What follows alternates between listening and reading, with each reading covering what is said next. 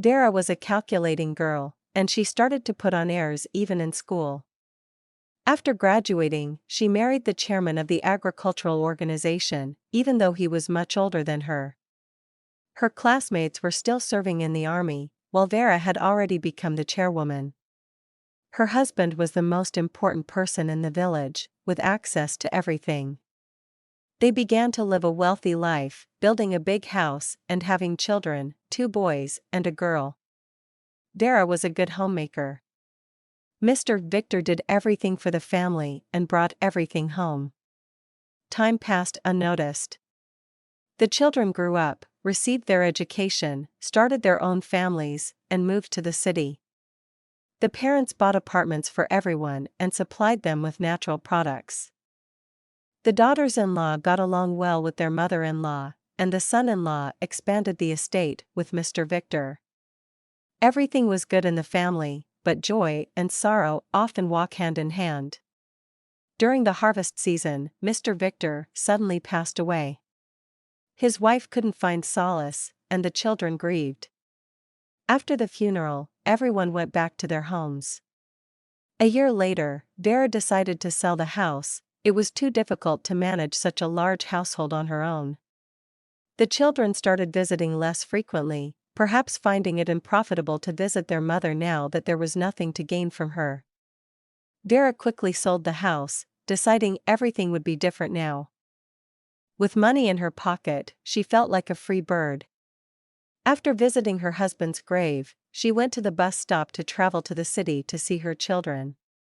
Visiting her brother was out of the question. He wouldn't be happy since she had once refused to lend him money to build a house. It was risky to lend such a sum. Instead, she decided to visit her late sister Valentina's husband, Matvey. Matvey was delighted, set the table, brought out some homemade liquor, and they talked about life as it passed by. Vera felt at ease and decided to stay the night.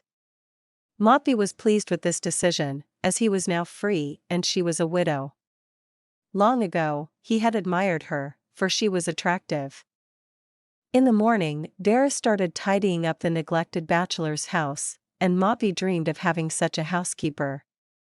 Vera didn't mind staying, but only on one condition: she wanted Matvey to transfer his property to her. She was used to being the true and rightful mistress.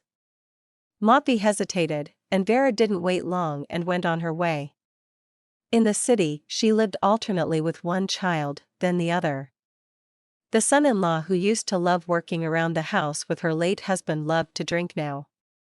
Her daughter supported him.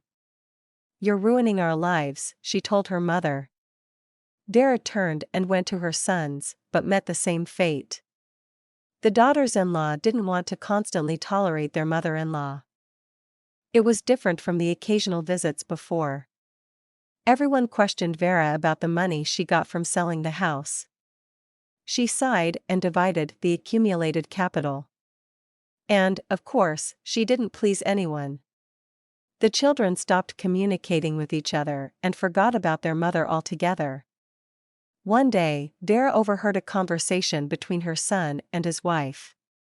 "Mother seems so sad, not talking to anyone," the daughter-in-law responded without hesitation. "Let her go to her daughter's place.